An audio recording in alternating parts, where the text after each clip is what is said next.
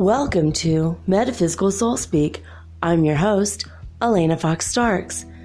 Hey guys, I hope that wherever and whenever you are, you're faring better today after the solar eclipse yesterday. Here where I was, it was hardly anything. I did mention it in my show last night.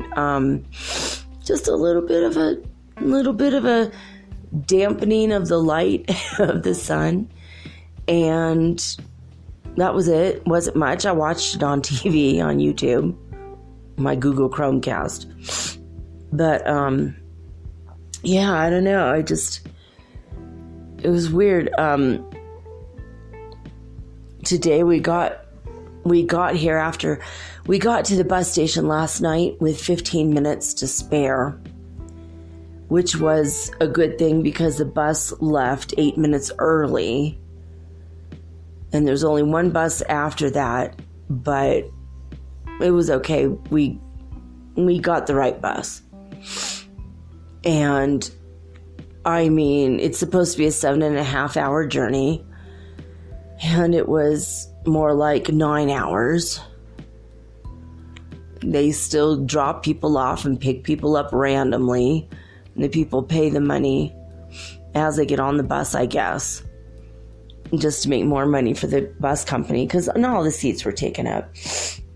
Anyway, it was just ridiculous, right? And you're about to fall asleep.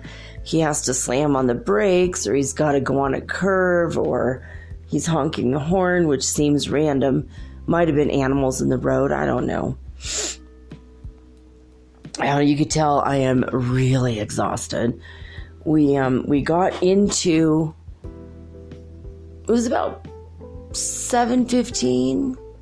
No, maybe about 7:30.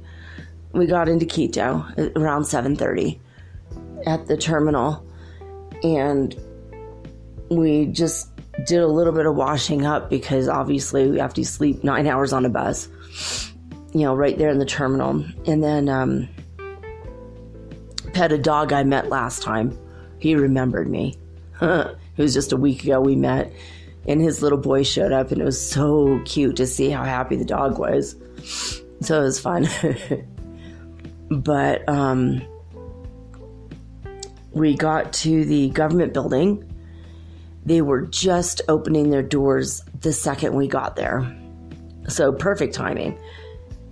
And got into the information line, and this guy was wearing this ill-fitting suit, or he didn't quite straighten it out. He just whipped it on and ran to work as fast as he could, and he looked like just he wasn't ready, and he just said everyone has to sit down for 30 minutes and then the workday starts. And I'm like, why is he sitting at this desk? He should just not be there. He should just go hide for a while. He looked like he was so uncomfortable. I felt bad for the guy. I think he straightened his suit up during that 30 minutes, and then he looked normal again. But his shirt, I don't think his shirt was tucked in. He was just racing to work. That would be me. I'm not a morning person. So my heart went out to this poor guy. But we got there, and we had to wait the 30 minutes for him to finally give us information, and for the workers to come in and everything to be ready, and so we could take a number. And then I went and I got my number, and he stamped it and signed it and wrote a bunch of stuff all over the number, so I couldn't see the number. I had no idea what that meant. And then I had to go directly to the office And the lawyer that's been working with us, she works for the government. She just took our stuff and we were literally done in 5 minutes. We were hoping it wasn't going to be another 6-hour day at the government building. And it wasn't. It was just weird. We got there and we were in and out of the whole situation in like an hour, or maybe under an hour. Maybe an hour, because I actually met a Franciscan monk. This is really weird, guys. The name Francis is suddenly in my life again. Remember when I told you guys the other day that I got this weird coincidence real estate from LA, and I haven't been looking at those when they come in. Once a week I get a listing or a list of listings, and I just don't have the money or even to buy here, let alone in Los Angeles or in Berkeley and Oakland. You know, I like to keep up the real estate market. Just, I don't know why, it's a hobby. It's a hobby. It's a weird hobby I've got, but nerd hobby. But when I looked at it, it said there was 3 houses that day: Virgil Avenue, Terrell Avenue, and Francis Avenue. And that's like my son's middle name, my dead husband's name, and my middle name. Very weird. Very, very weird. And I started watching a TV show that one of the main characters' names is Francis. That was another weird thing. And it was set in San Francisco. There's another Francis. And then my friend named Francisco started writing me again. I hadn't heard from him in a week. So it's like all these Francises yet again. And then I get there to my, not really appointment, but just to drop off the paperwork today. And here literally is a Franciscan monk. And I told my son, I go, this is really weird. My son's like, what the hell is going on there? You know, like, where do you get that costume? I'm like, he probably made it. He's a renunciant and he's wearing like this potato cloth sack type of gown with a pretty nice hoodie. You know, it's like a robe, you know, and he had a white rope around his waist. And he had really nothing with him except he's wearing sandals, and he had his haircut was shaved in the middle of his head with a ring around his head. Like literally like St. Francis of Assisi did. If you guys don't know that episode and you're brand new to the show, welcome, welcome. You might want to go back and listen to my St. Francis of Assisi episode, because he was a real saint, not just a Catholic standard saint, because they gave that title or name to some people who donated money to the church. They weren't really a saint, they just donated money. But St. Francis, actually, miracles came through him. And many people he touched. St. Clare was his best friend, and she also was a true saint. Like, straight up. Even if the Catholic Church had never existed, people would consider these people saints. So anyway, this Franciscan monk, I mean, I've never in my life seen a Franciscan monk in real life. When I was a kid, I was telling my son, I went to Catholic school, and we were going to have a Halloween party at school, and we were told to dress like our favorite saint. So, of course, all the girls dressed like girl saints, and I dressed like St. Francis because I didn't differentiate between boys and girls, like, you know. I was the only one that was like St. Francis. And I didn't tell the Franciscan monk that, but it's really bizarre, right? And that's my middle name, and I was named literally after St. Francis, so of course he's my favorite saint. And so I just went up and I talked to this guy, and he asked me for my WhatsApp. And now I'm friends with a Franciscan monk from Brazil who is in Quito for 3 months. It's so strange. And I wanted to tell you guys about this, not only for the Francis connection, which, by the way, means freedom, but also the fact that I had a deep conversation with him about God today.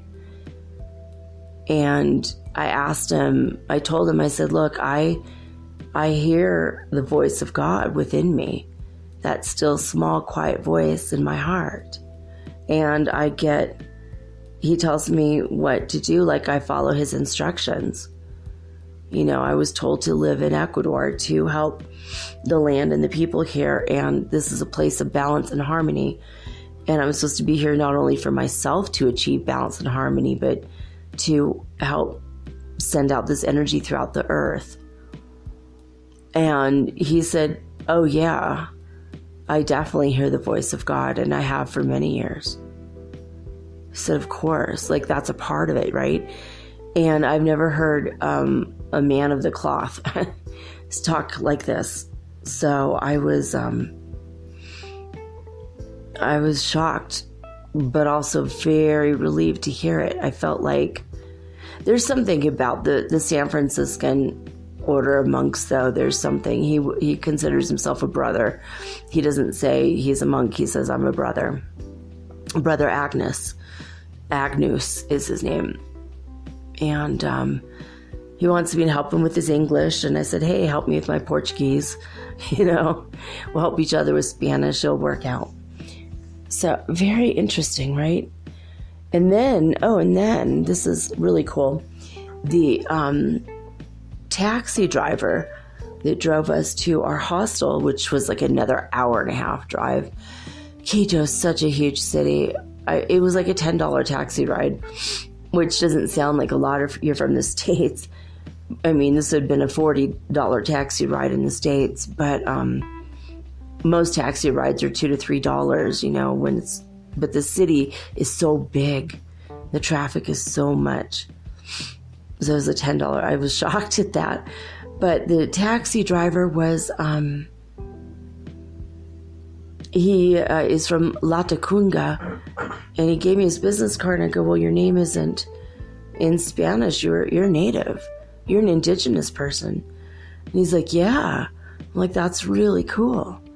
You know, so basically he's got connections to like the ancient days, right? It's probably has stories in his family and in his tribe. And I'm always interested in other cultures like that, especially indigenous people. And he said, well, in my family, we had the princess, and I forgot her name now, Princess Tao, I think he said. And she was extremely famous. There's stories written about her. And I'm like, well, you said it's your family. Does that make you a prince? And he didn't want to say it first. And he said, yeah, actually, I am a prince. So in his tribe, he's a prince. And in Ecuador, I guess there were royal families among the indigenous people. I did not know that. You know, like in the United States, at least in the Cherokee Nation, we have a chief. We don't call him a king. We call him a chief. He's a chieftain. Well, I guess chieftain is more of a word from Ireland and Scotland, but he's a chief. My cousin is second in line to be chief in the Cherokee Nation. Tim Lee is his name. But and I just thought it was weird. It's like I met a Franciscan monk, then I met a prince, you know. Weird. And I made a friend with another woman who speaks fluent English. She lived in West Covina. So of course I sang the song from Crazy Ex-Girlfriend, you know, West Covina, California. And she had no idea what I was talking about, but she thought it was great that I knew the city. And we had a good laugh about that. I told her about the show, and she said, oh my God, that sounds hilarious.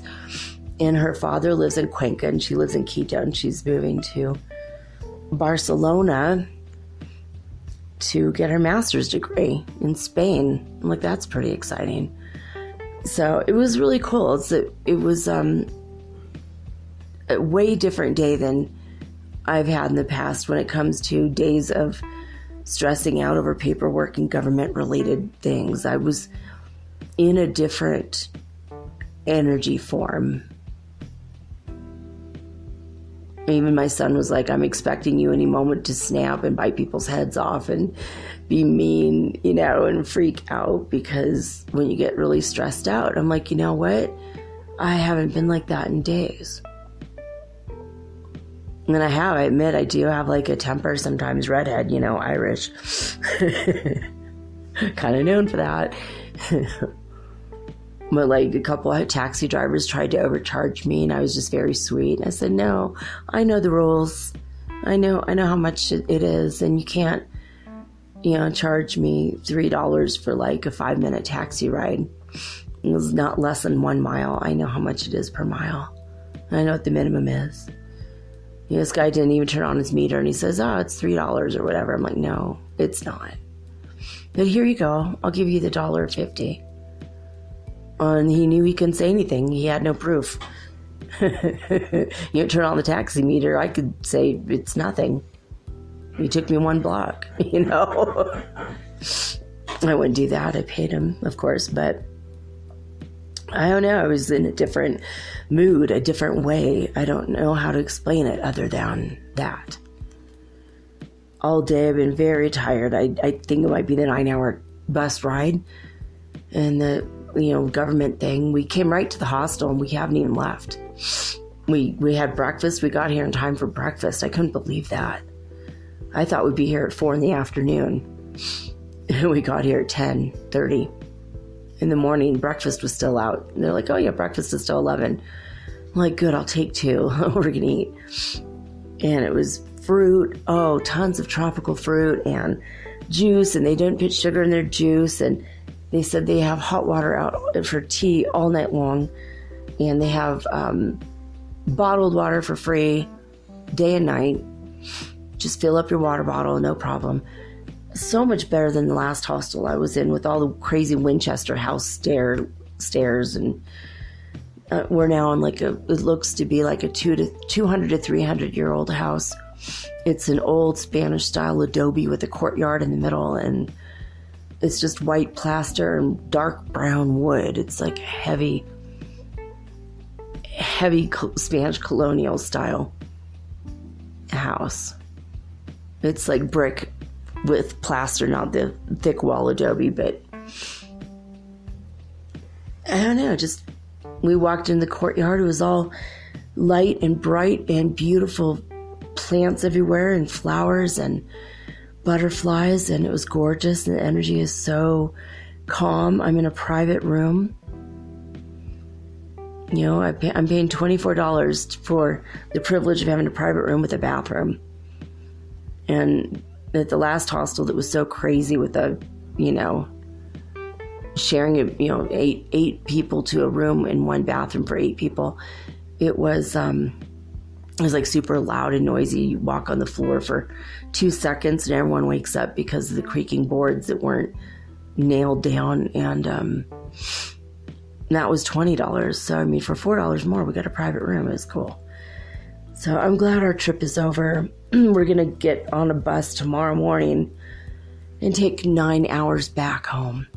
And in 5 business days, they're going to write me a letter again in the email, and I'm going to have to come right back here to pay my visa, hopefully. Hopefully they're not going to deport us. Hopefully it'll be the thing where they say, oh yeah, there it is. Everything is good. We're fine. Your paperwork is together. Everything is fresh, and here's your visa, and here's your cedula, which is an identification card. So this is what I'm hoping. This is what I'm hoping for.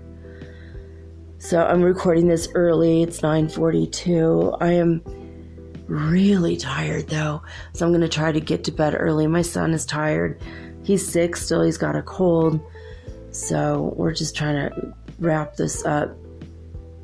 Today we are, if you haven't guessed, 99 on this Ascension Symptoms Scale. If you haven't been feeling mentally foggy maybe, or a little bit tired, with the tinnitus is always going on. A little bit here, a little bit there. I've had several attunements or adjustments, if you will, from my holy guardian angel. I keep seeing in this room, I've seen several beings. I don't know if it's my holy guardian angel. Highly likely it's my angel, but I keep seeing stuff flying around the room. Might be fairies. I'm sure there's a lot of fairy folk about because of all the plants just right outside the window. My son and I came here, we kept the window open and for a time the door, and we just fell asleep because the breeze was warm and it was sunny. I can't believe the sun was like double brightness and double heat, double hot to make up for the, 3 minutes of solar eclipse, I guess, yesterday. This is a very crazy city as far as the sun goes. It's very, very, very bright. Oh, and we got to see Cotopaxi, the famous volcano, Cotopaxi, and it's halfway between here and Latacunga. And there's another volcano. It wasn't Chilambamba. That one, no, it was Chilambamba, I think it's called. That one is, I might just be saying the wrong name, but largest volcano the nearest one that's the largest one nearest Quito. Still, the top of it is covered in mountain. It's like a huge volcanic mountain, active.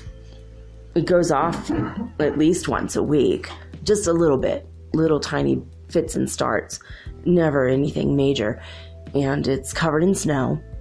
Both of the ones we saw were covered in snow, and we didn't see the biggest one, which is the biggest one in the world.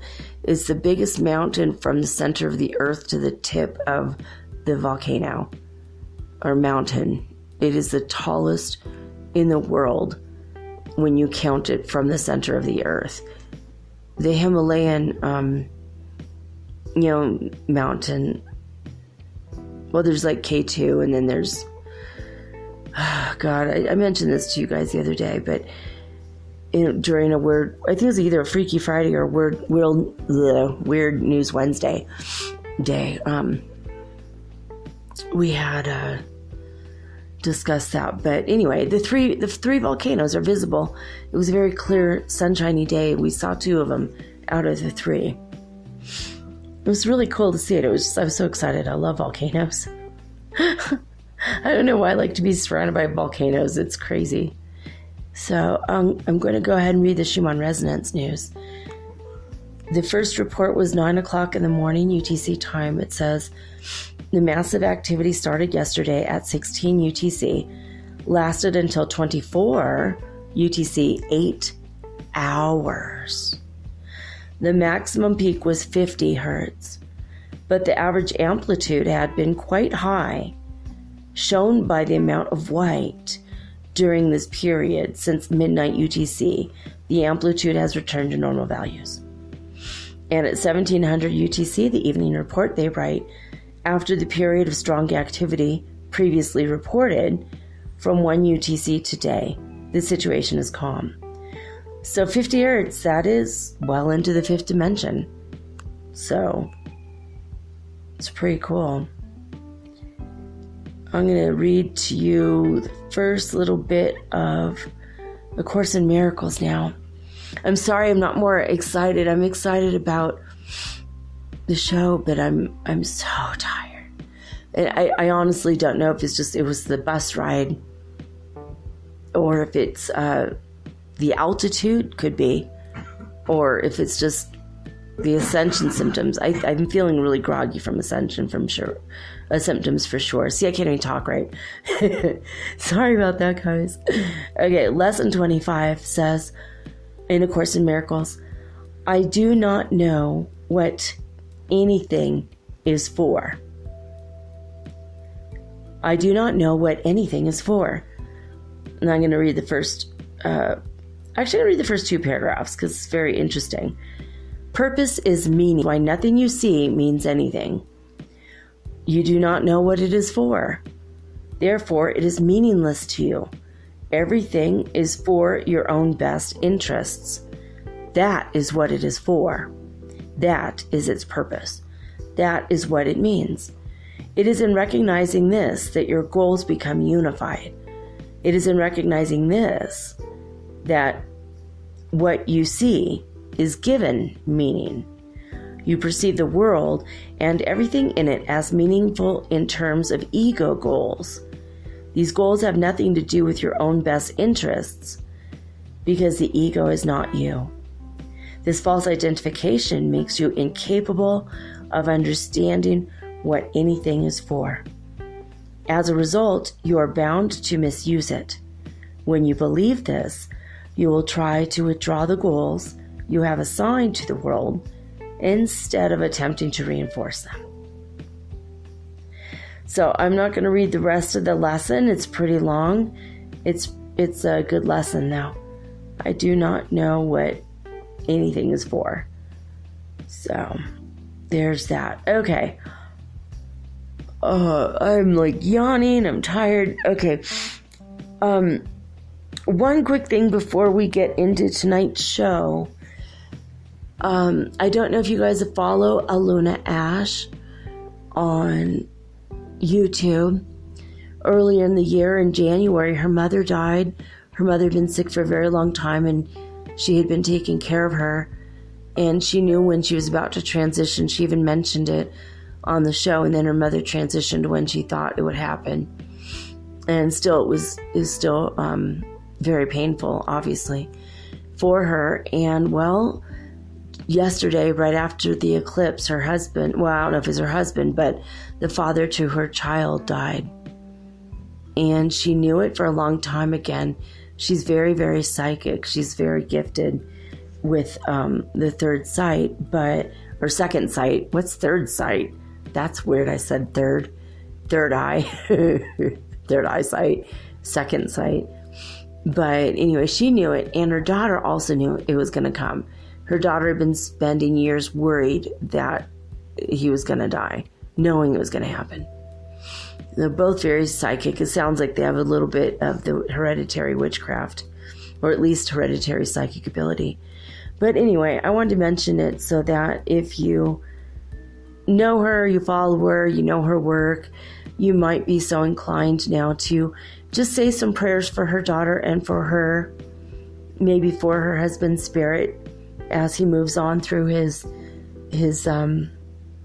basically his wheel of life. It's like about 3 days time, Earth days, where you go through everything you lived this life, and you go over what your goals were before you got here and what you accomplished and all that before you go into the cocooning phase, if you need to go into that. But pretty crazy. He died during the solar eclipse, but our hearts and prayers and thoughts are with Aluna Ash tonight. So when I come back after this message, I am going to be discussing basic income news. I got the Basic Income newsletter today, BN, Basic Income Earth Network.org, BIEN.org. And if you don't know what basic income is, it is the idea that if the government's provided everybody with a very basic salary, it would even the playing field and it would eliminate poverty. And this isn't technically a metaphysical topic, but it is something that's close to me. It's near and dear to my heart. It's something that I've always thought would be a great idea. And the first time I ever heard about it, I was reading Conversations with God by Neale Donald Walsch. And God introduced the idea in the book. He said he thinks it's coming and it's a good idea and this is what should be done. If everybody had basic, a couple $1,000s a month coming in, those that wanted to work would continue to work. And those that didn't want to work in the first place, good, they could stay home. They could do creative endeavors or watch TV or sleep, whatever it is that they want to do, they can do that. And then it would make the world a happier place because the people that resent having to go to work won't have to. The people that love to be at work will create a better environment and people will be happier. And no one will have to go without food No one in the world would have to live in, have hunger when they sleep. 75% of the world right now is starving when they go to bed. They're hungry. You go to bed hungry. 75%. That's too high. It should be 0. So basic income, when they figure out how to implement it, it's going to work.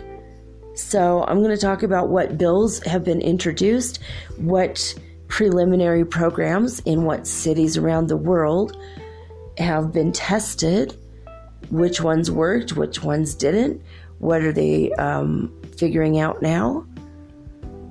And when I come back, that's what we're going to talk about. So after this message, I'll be right back to talk about basic income.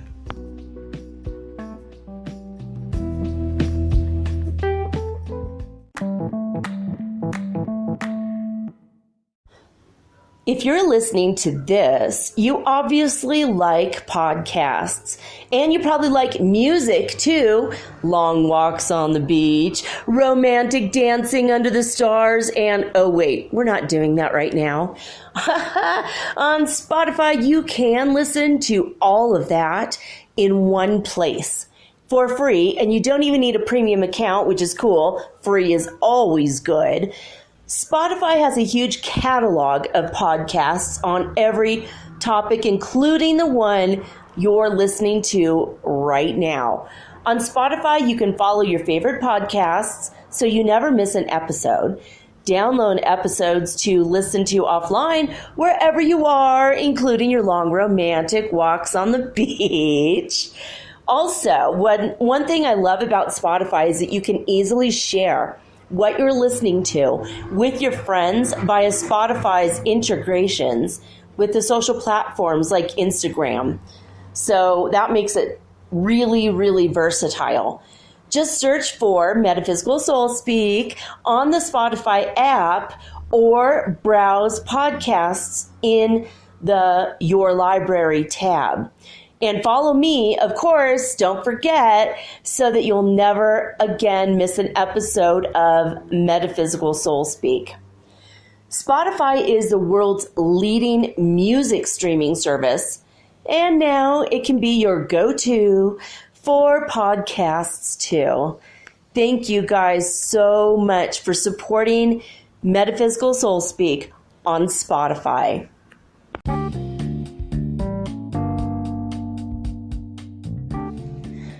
Basic income, or universal basic income, UBI, has been an idea tossed around now very actively by many local, state, and country level governments. I mentioned that one of the time travelers on Apex TV, whether he's real or not, his ideas were good, but he claims to be real. So far, his story checks out with me. There's only, I think, one thing he said that when I asked higher guidance, that wasn't going to be the case, but obviously we could be on a different timeline. He could have come from a different timeline and went back in time and gone onto ours. I mean, if time travel exists, why can't that happen, right? It's pretty obvious it could happen. So the time traveler said that in just a few years from now, everyone's going to be making $4,000 a month. Everyone in the world. $4,000 American a month. Well, I'm all for that. That's pretty cool. Little old ladies won't have to eat cat food anymore.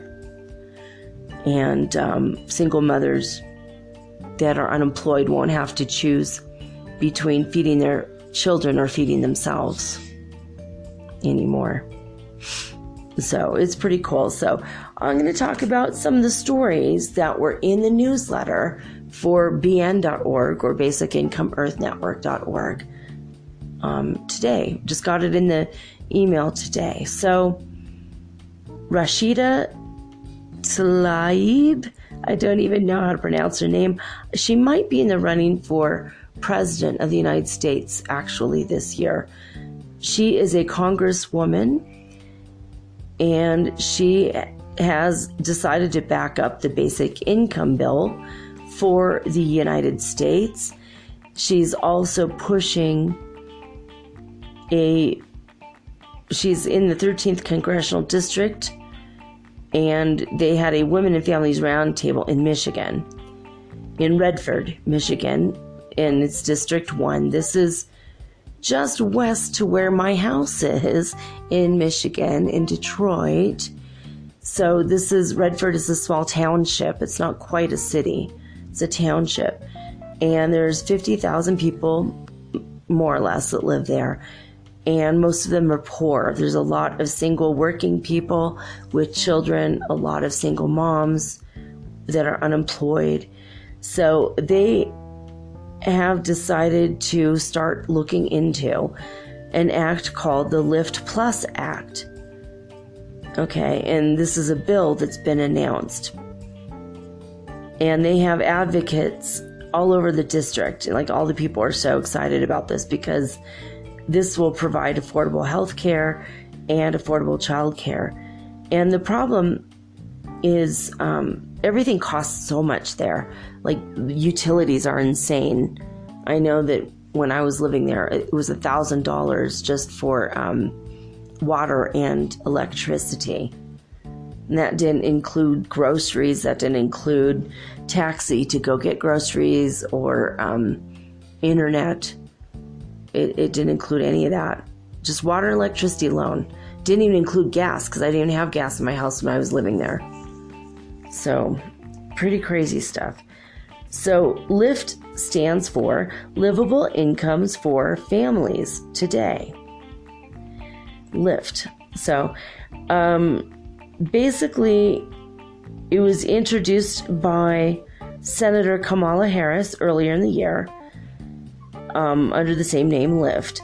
And they just want to provide relief for low-income and moderate-income households. And what it'll do is introduce a new tax credit for the working-class individuals, up to $250 a month, and for families, up to $500 a month.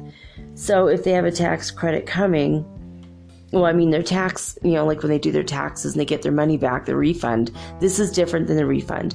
This is just a tax credit for anyone who's in a very low income bracket. That's where they're starting. Anyone who makes less than $50,000 per year will be in this pilot program. So instead of giving somebody like the $3,000 up front, they'll break it down into 12 monthly payments. So that will boost their income to $250 a month. Or if it's $6,000, if they are a family, which that's what the tax credit will be. So it's actually, if you make less than $100,000 a year for families, that's how they qualify. So they're calling this a negative income tax because it's not really a tax. It's a credit. They should call it a positive income credit, but that's not what they're calling it. So I don't know. I think this is pretty cool. That the whole Detroit area is seriously in need of a boost for sure. Now, this is funny that I got this in the email just today, because about 4 or 5 days ago, I started getting curious about basic income again, and I was thinking that I would, start looking it up and like, hey, where are those pilot programs? What is happening? I'd like to know what has happened with the ones that were already implemented. Because in Detroit, well, just, west of Detroit, they're getting ready to do it. They haven't quite done it yet. But I know all over the world they've done it, so I was thinking about looking into it. And when I started to look into it, all I could find was a bunch of really negative, basically articles and YouTube videos and tweets from conservatives who don't need basic income. So rich people saying that poor people don't need this. I wonder why they would say that. They don't have any human connection. They're not awake, right? They have no, people that have no heart are the ones that implement policies that hurt, or don't implement policies that would help. So I was getting a little discouraged by it, and I was like, oh man, I keep mentioning on the show, and I want to hear how it has been working and how it has been helping people. And I couldn't find anything. So this was a godsend, literally, when this came to me today. So Doug Ford in Canada, in Ontario, Canada, he canceled the basic income pilot experiment because it was working, according to Basic Income Earth Network writer Scott Santens.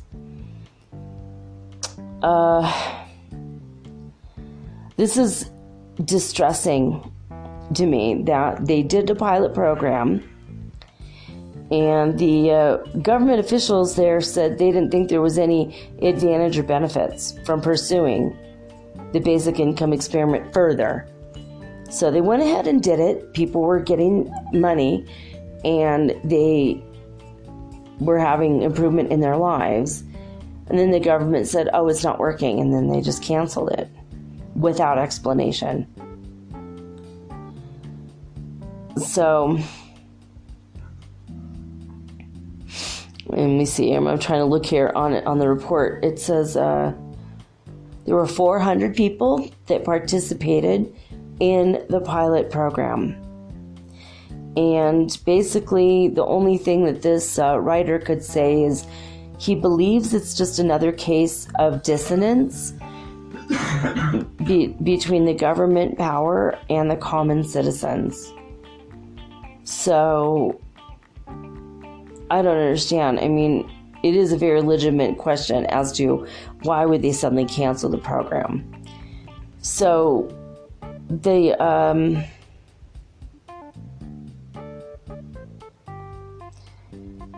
there was another, let's see, all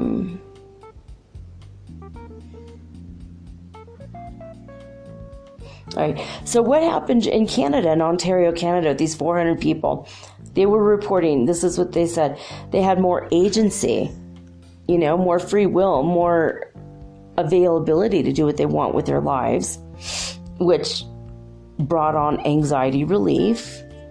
They had more social connections and more financial security. The majority started to eat better, and they were able to start making plans for their future.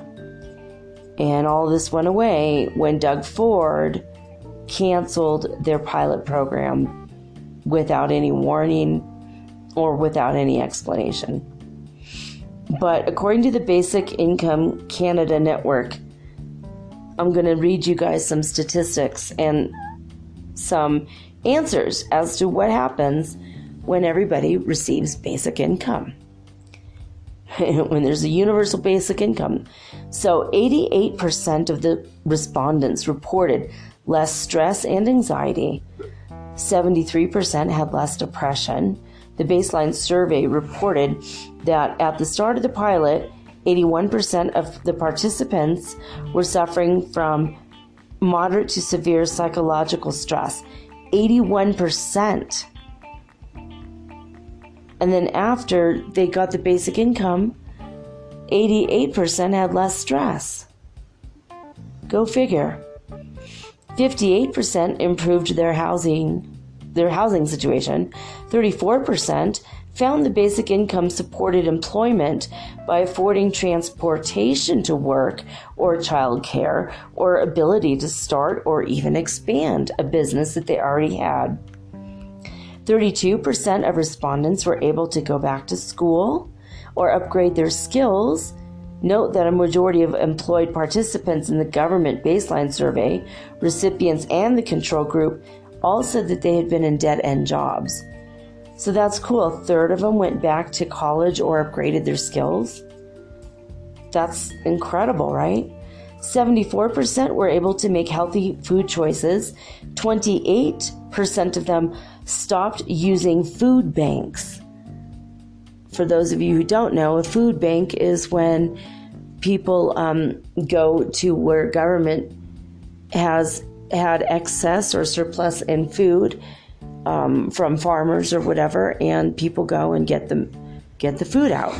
There's also private food banks where people give donations. They donate food or donate money for churches, for example, to buy food, or organizations, and then people go and pick up the free food. So that's pretty cool that 28%, so almost a third, stopped using food banks, which means that people not in the program would have more available to them. You see how beneficial this is to society. 46%, that's almost half, were able to pay off all their debts. 52% were able to see friends and family more often. That's over half. That's amazing. 55% were physically more able to do their activities. 45% reported fewer health problems. So that's, think about that. Almost half had health problems because of stress and whatever, which puts a strain on the governmental health institutions. But when they have basic income coming in, less stress, and probably they're sleeping better because they're not stressed. They're eating healthier, so they're healthier. And that puts less of a strain on the government. Ugh. Why would they cancel this? Many respondents talked about working hard their whole lives, often at multiple jobs, but never really had a life until basic income had made that possible. So, there it is. My son's over here. He has a cold, guys, and he's in the background. He feels bad because he's blowing his nose, and so it's okay. If you guys want to send love and light to my kid, I am already. But every little bit helps, of course. So I don't know, guys. Why would they stop this? It was working. I think people of Ontario should write to Mr. Ford and have a little chit chat. Right? All right, let's go to another part of the world now. We're going to go to Finland. Well, Finland had a basic income experiment last year, and it was going to be temporary. They had 2,000 people that were the experiment subjects, and 5,000 people formed the control group. I guess the control group are the people that don't get free money from the government. I don't know. But 2,000 people were receiving the basic income. So they had a phone survey to determine the impact of basic income on employment, taxable earnings, take-up of unemployment benefits paid out by their KELA, which is social services, and enrollment in employment services. So, the survey was done according to international standards on questionnaires, such as the European Social Survey, the International Social Survey Program, or the European Union Survey.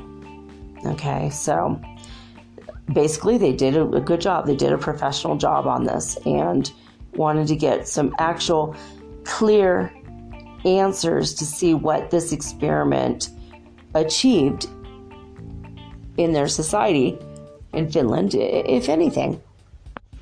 They did have a basic question the government wanted to answer. That question was, could basic income increase employment and simplify their social security system? So, all right. We want to know, did Finland's basic income experiment work? Well, it's no wonder that when they were asked, the people of Finland basically said that this experiment brought promises of a better life, a more secure life, with less governmental bureaucracy. I'm all for that. But of course, they had to end the program. It was just an experiment after all. The government of Finland has no prospects to expand, let alone implement this program on a widespread scale. But one participant, according to this article on bn.org, Tanya, told the BBC that basic income changed my life, she said. It allowed her to stand on her own 2 feet. Another participant named Thomas referred to the same difficulties. He said that the same difficulties remained during the experiment for getting into paid employment, which could be related to the fact that the experiment had a very small target group of 2,000 people spread along the whole of Finland. So, yeah, I guess they're saying that they couldn't tell what a community effects would be because it was throughout the whole of the country. It was like random people, I guess, that they picked. So the marketplace would not adjust accordingly. See, that's important to know, right?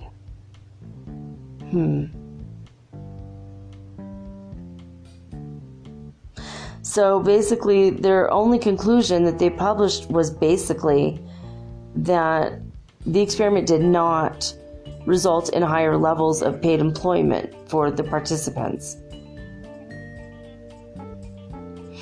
But they have other preliminary results, which are less objective than hours employed. They looked at things such as life satisfaction, trust, confidence, physical and mental health, concentration, depression, financial security, stress, and attitudes towards unconditional basic income. There is Scott Santens, we mentioned earlier. He is a international basic income activist. So he went ahead and he summarized these. So in life satisfaction, there was an 8% overall improvement.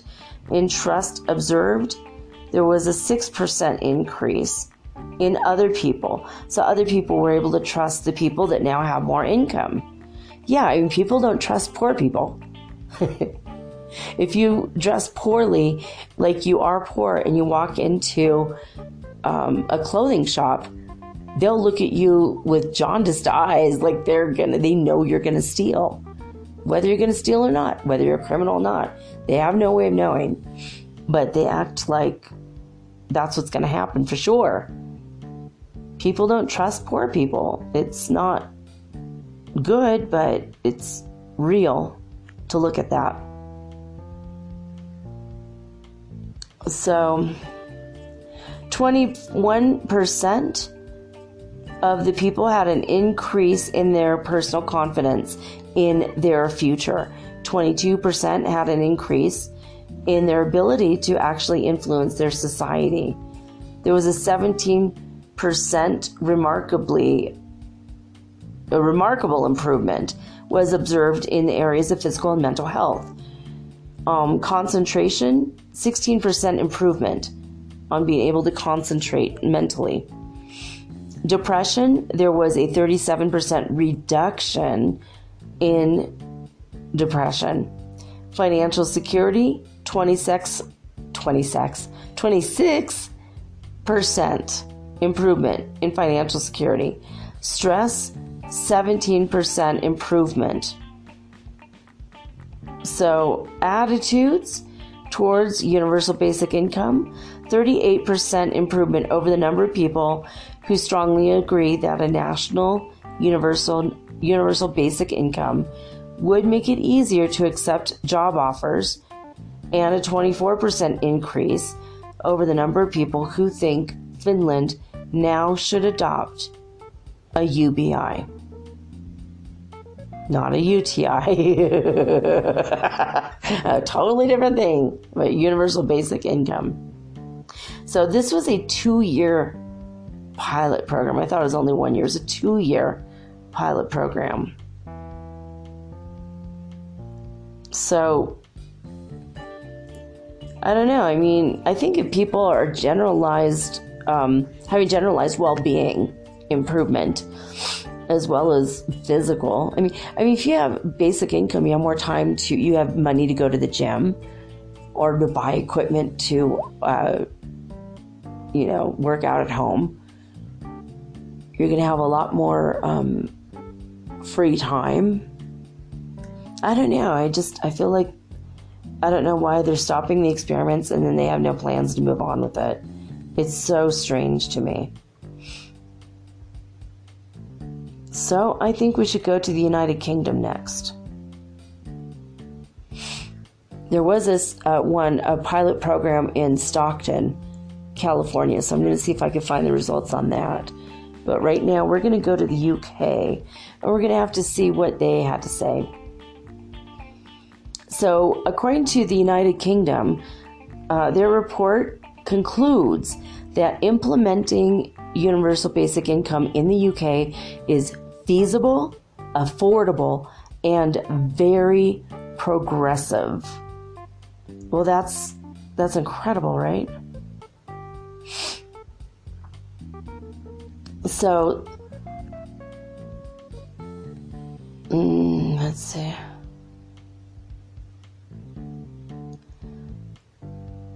So the report's conclusions, basically they wanted to have a citizens' wealth fund. So they have two models for change in the British social security system. One that installs a partial basic income for a cost of $28 billion, 28 billion pounds per year, pounds of silver. Approximately the benefits cut per year since 2010 in what they already have. So they're showing from their preliminary results that this is not just a pipe dream for them. In Britain, they're thinking about really doing it. So it would, they said that this would rise the unconditional transfer of the first model through the operation of a citizens' wealth fund. So instead of doing Social Security. So this would be like a way of changing some stuff up that would actually help them overall. So the top models presented satisfied the feasibility tests set out earlier. So both models are progressive because they raise the income of low-income households and they provide basic income for everybody. They become more progressive and powerful anti-poverty instruments. They help to correct the gender imbalance of the present system. As y'all know, men always make more money. It's been that way around the world. Everything is gender biased, unfortunately. We haven't gotten rid of sexism quite yet. And they do ensure that there's almost no losers among the poorest of the households.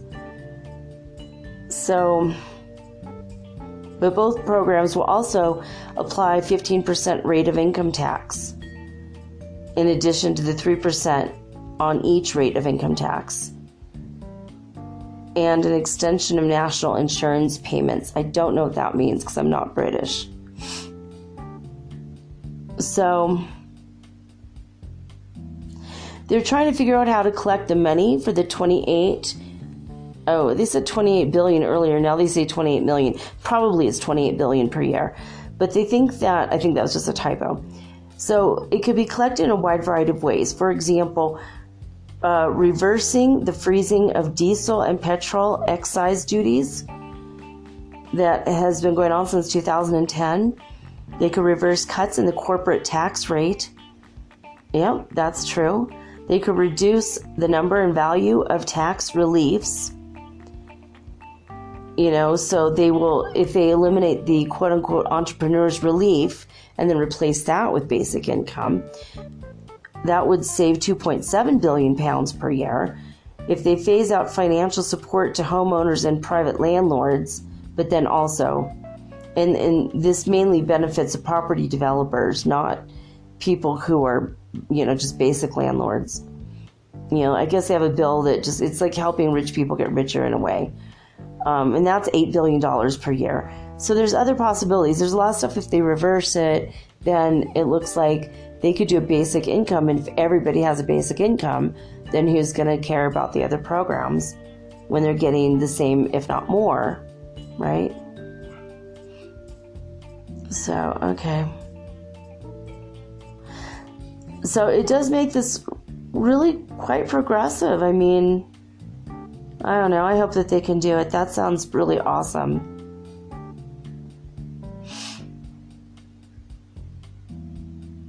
All right. Let's see here. We have more.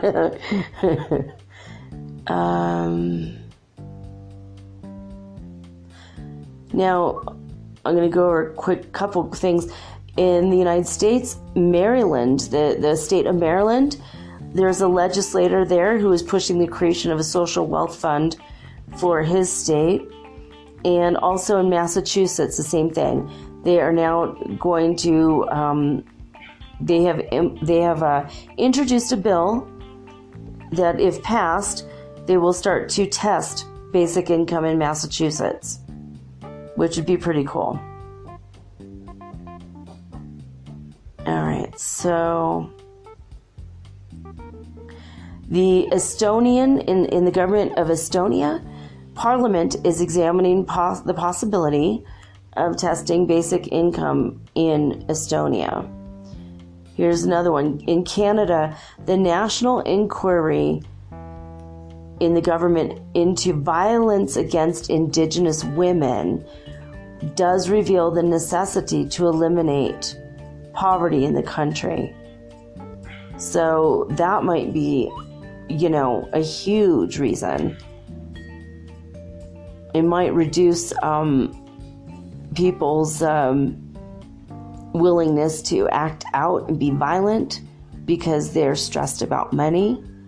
A lot of social ills, that could reduce police forces. That's a whole nother thing that I haven't even considered yet. Crime rates, yeah. Sorry. Thank you, son. See, my kid should be a part of the show. And you guys hear this? Is that a police? Is that an ambulance outside or a police? See, both things. If people were healthier, we wouldn't hear those ambulances as much. If people were not, if they were wealthier, we wouldn't hear, police sirens. I just love when good timing happens. Let's see here. Now, in Canada, I was just talking about Ontario, but I want to talk a little bit about the Canadian government.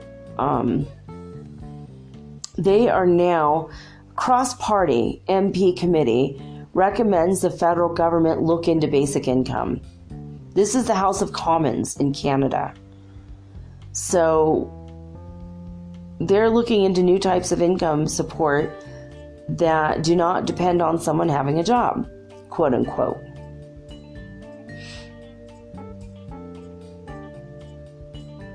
And so, I mean, the Canadian Social Security, I have heard that they do use a number of ways that pay. It's not just the younger people paying into it so the older people can get it. That's the way the United States system is. Like, when you're younger and you're working, a certain percentage of your income goes into Social Security fund, which is supposed to be for you in the future, but technically that's paying for the people now, and then you're depending on the younger people in the future, when you're older, to pay your income. It's kind of what's actually happening, because government has so-called borrowed money from the funds. So it's not like money that I put in from all the years of working when I was younger is not sitting in a fund waiting for me to collect it when I'm 65. That's already been paid out to other people that are already on Social Security. And that's why they keep calling it a broken system, but they can't delete it because there's too many people that are on it.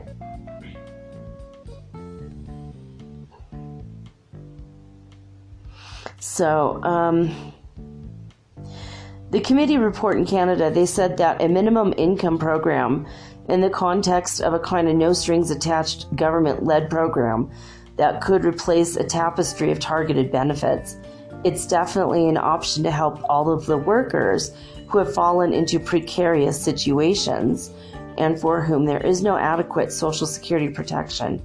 Yeah, that's right. I mean, Social Security is something that you get when you're, at least in the United States, it's when you're disabled, when you are like born with a disability that prevents you from working, or you become disabled due to illness or accident, or even mental health issues, which usually is brought about by not having a basic income.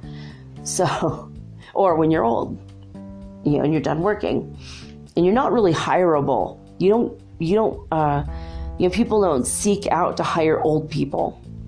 Oh, you're 60, can't wait for you to work for me and quit in 5 years. Like most people that have businesses want to hire people in their 20s and 30s because they think, well, I might get 20 or 30 years out of them,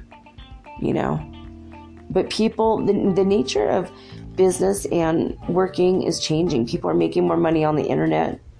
People are starting their own businesses. People are doing things that don't involve having a boss or working for other people anymore.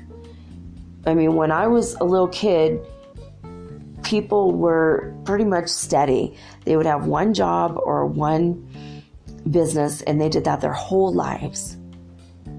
And when I got to be in my 20s, people started quitting whatever they were doing, and then they'd have a second career. And now people have, 3 or more careers during their lifetime. It's becoming more and more common. And now the millennials don't even really care about working for other people. They call, like working for the man. It's what they've always called it since I was a kid. Making somebody else rich on your back.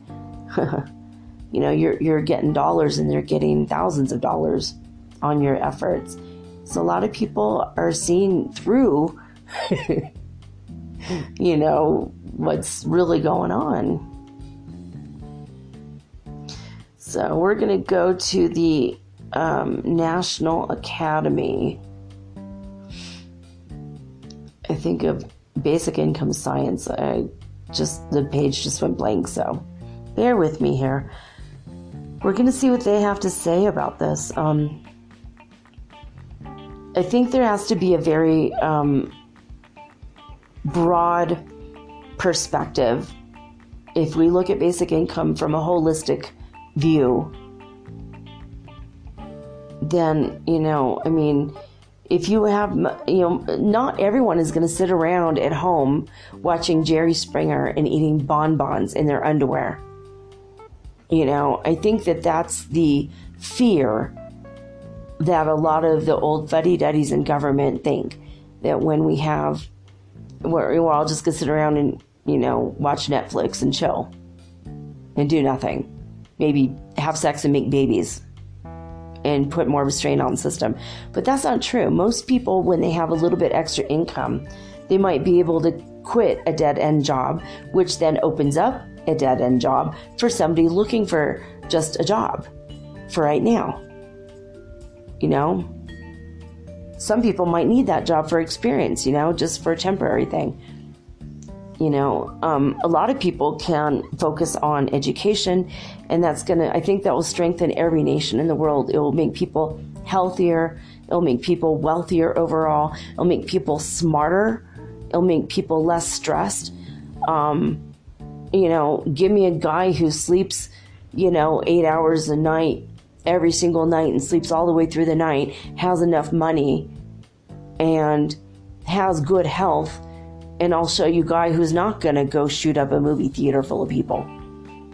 You have better mental health when you're not worried about money and when you're healthier with your food and you're able to pay for the gym or, dues at the local swimming pool. Maybe when you're able to make payments on your own swimming pool in your own backyard. So I'm going to read this article to you guys. The National Academy of Social Insurance. I'm going to read bits and pieces from the article. The National Academy of Social Insurance published a paper in April 2019 they said the idea of implementing a relatively small basic income, $200 to $400 per month, at least initially, has been explored. So, let's see. Yeah, the need for security came from the year 1935. Basically, the all-embracing measure of security itself is basically an assured income. Yeah, we live in a world in which if you don't have the paper that's green and white, it fits in your wallet, you don't feel secure. No. So it says a program of economic security as we envision it must have as its primary aim the assurance of an adequate income to each human being in childhood, youth, middle age, or old age, in sickness or in health. So they believe that if all U.S. citizens had a means to increase their economic security, let's see, what does it go on to say? It would complement the existing social insurance and social assistance programs. It would just be a complement to it. So that's what they're looking into now. Something really kind of basic, literally basic income, not massive basic income yet. I think it's going to go there, though. I mean, I really feel like, we're going to go to this article I found. Some European Parliament candidates respond to a UBI questionnaire. Let's see what they have to say for themselves. All right.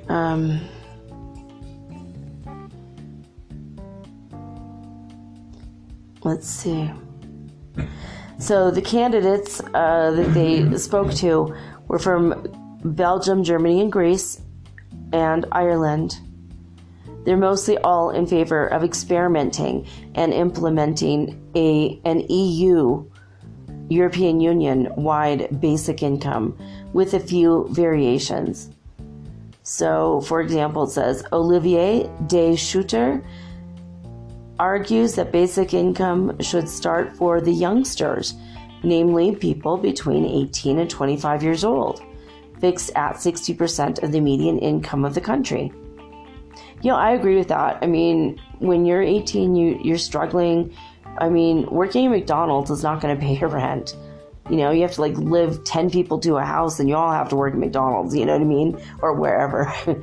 When you're 18 and they go, well, show me your resume. And you're like, I'm 18. I wasn't able to work before. I was in school. Okay, well, what's your experience? Well, again, this will be my experience if you give me the job. And they go, well, what's your education? Well, I'm 18, So either you have a GED or you don't, or you have a high school diploma or you don't. But, usually employers want you to have, you have to have experience, and you have to have, at least a GED, if not, or, a high school diploma and GED are the same, but a lot of employers want you to have a university degree. So where does that leave you when you're 18? Most people cannot get it into university unless they're 18. So that's kind of ridiculous, actually. So I think that's a great idea especially for that age group, because they're very vulnerable. They can't get health insurance when they don't have a job, and they can't get a job because they don't have experience and they don't have a degree yet. And they're very vulnerable. I mean, my oldest is 19 years old and he almost went to the hospital the other day. No insurance, just the basic, poor people insurance from the state of California. But I mean, if he had basic income coming in right now, he could get himself an apartment. He could have better sleep. He would eat better. He might be able to start saving for a car, which would get him to and from work, or to and from the studio if he decides to pursue his music career. So there's a lot of things to be said for this. So Olivier another one named Olivier. Olivier Maingain. These people, these words, these names don't even sound real. Okay, it's probably a real person though, so sorry about that. And I'm probably not saying it. Maybe it's Mangang. It says Maingain. I don't know. I'm sorry. I know I'm pronouncing this wrong. So anyway, it says Olivier Mangan, I'm assuming, points out that paying a monthly basic dividend to all EU citizens is not within the powers of the EU at the moment. So, main gain. I should call the person main fail. Okay, sorry. Oh my God. And then we go to the next paragraph where it says, Willie O'Day from the Fianna Fáil party. I just said the word fail. Okay, this is in Ireland, so let me see if I can pronounce this correctly. Fianna Fáil party. It's probably not even right. Sorry, guys. My ancestors are Irish, but I do not know how to speak Gaelic. I'm so sorry. I tried. It's so hard. All I know is that my last name, Fox, comes from the name Shiani. I do know how to pronounce that, kind of. That might not even be correct. So they do have a candidate, though, in Ireland for the EP elections, Brendan Smith. And he wrote an article that expressed his views on basic income. He said that in the article, he takes the opportunity to clarify a few important aspects about the Finnish basic income experiment, linking its design features to the published results until now. And the results were not surprising given the way the experiment was set up. Yeah, I mean, why would you put it like 2,000 people randomly just dotted across the country? I think it has to be in like a city, in a neighborhood, just to see how the interworkings of each other, I think that would be it would be better. I agree with him. But he did say, though, that overall, though, the results were encouraging because he considers the social well-being of the people to be, quote, real and measurable, tangible benefits, unquote. Aw, I wish I could live in Ireland so I could vote for you. Brendan Smith. And Willie O'Day, he wrote an article called Universal Income Pilot Could Point to a Fairer Future. I completely agree. I mean, I don't understand why they're worried about where the money is coming. Why can't they print more money? Yeah, I understand that will make things go down a little bit. But, as far as things might cost a little more, I understand inflation. But you can't tell me that you can't print more paper. It's just paper. We're worried about paper. I know that's not the basic thing, but there is a brand new book. In case you guys want to look into this further, I have not read it. I just heard about it today. Louise Ha, Haagh. You're killing me, Smalls. You're killing me with these names that I cannot pronounce. New book by Louise Ha. Again, that's spelled Haagh. And her book is called The Case for Universal Basic Income. So there is an opinion piece. So it's an op-ed. I'm going to see what it has to say. This is not about the experiments or about any parliaments or governments or individual MPs, what they think. This is, these people say, this person says, basic income's experimental wave is over. It's time now for policies. All right, so in the past 2 years, there's been a lot of positive development going on in the realm of UBI. Some level of attention and political legitimacy in Western countries. I agree.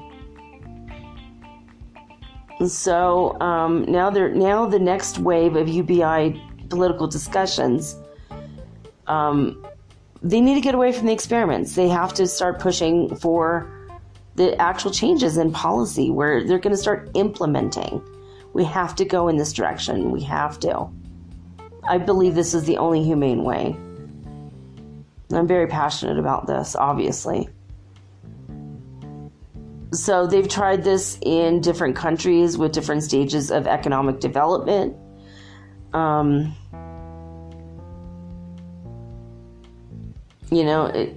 think that, honestly, yeah, and it even says here, what if you just trickle a little bit? It's better to do a little bit now than pushing for another experiment. So yeah, give people $250 a month. Start with that. And then if that works, give them $300 next year. If that works, give them $500 the following year. And work on up to an actual income that people can live off of. So it says that in Canada, the push for experiments backfired because of a conservative government. They canceled it before the results could actually be collected. But there was a lot of value in that research. It was working and they got scared. They wanted it to fail miserably, which is why they probably said yes in the first place. It reminds me of like somebody's staunch father who just feels like he knows everything, and so he's waiting for someone to fail so he could just yell in your face. That's what that reminds me of.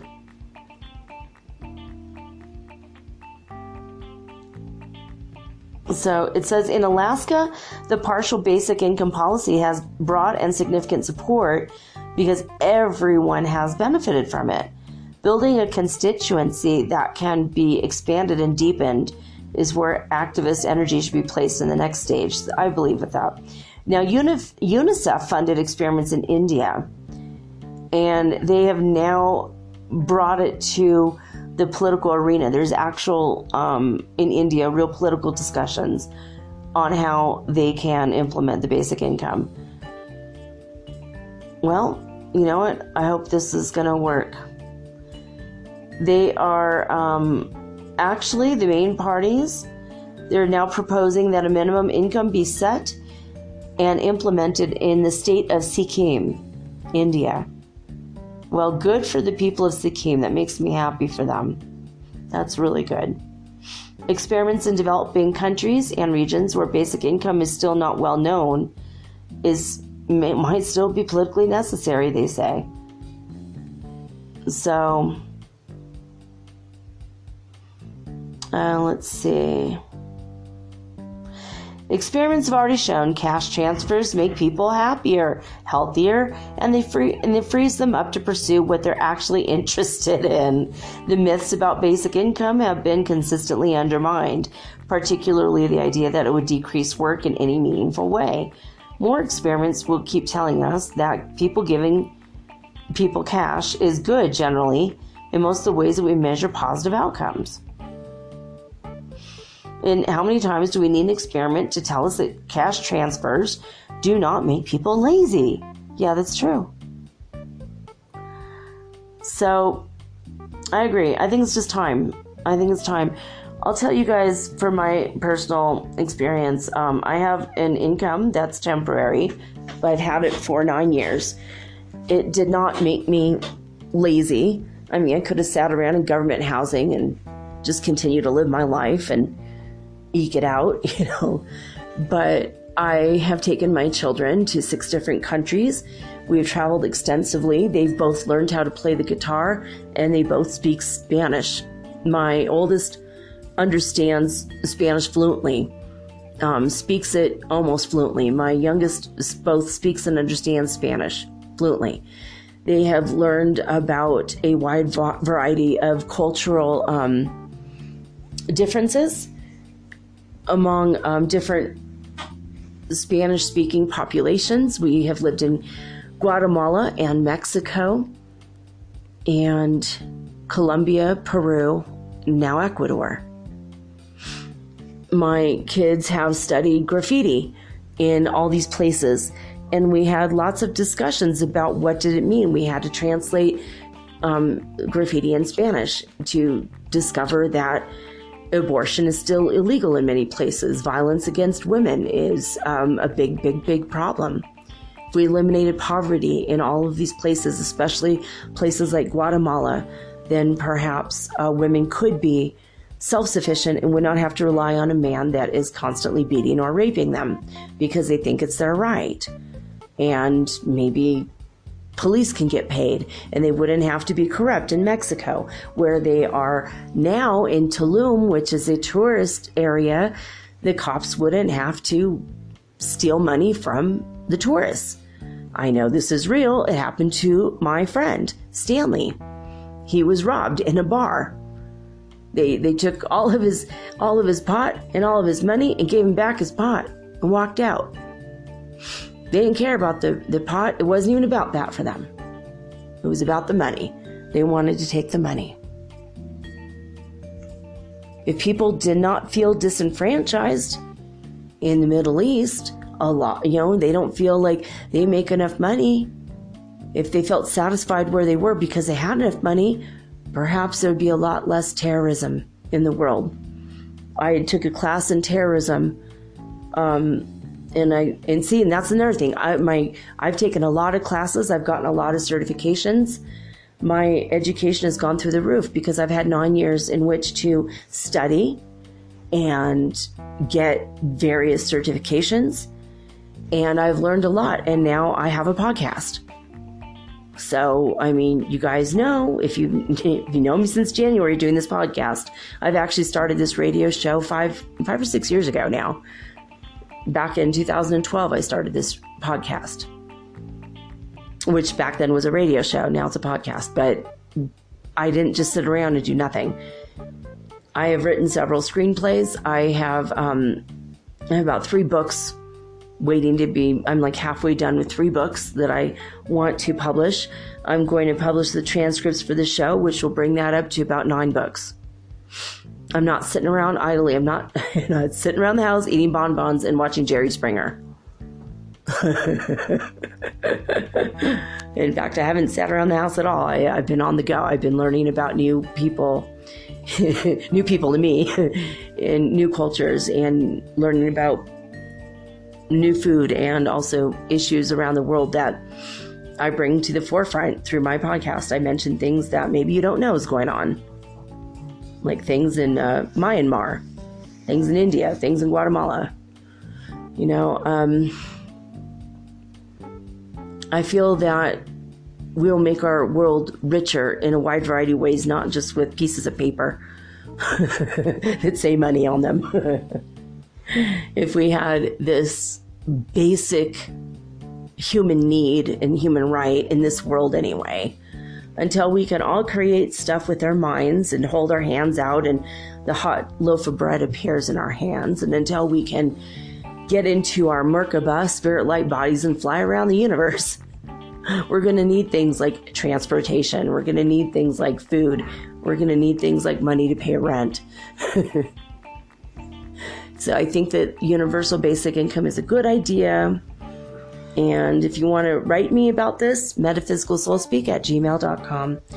I want to thank you for listening. Thank you for being my loyal listener. And please feel free to like, subscribe, favorite, whatever it is on the podcast player you listen to. And please share. Tell your friends.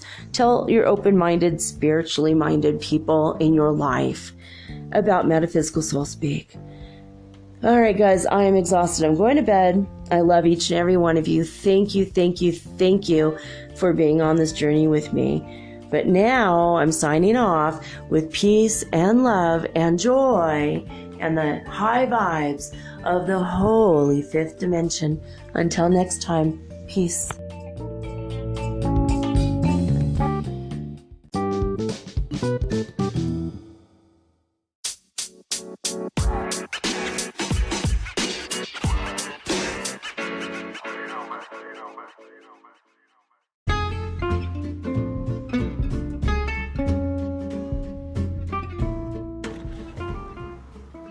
Metaphysical Soul Speak is run on sponsors and listener support. This means listeners like you. If you are so inclined to support my efforts and my little podcast, please visit me at anchor.fm/metaphysical and pledge an amount of your choosing today. Thank you.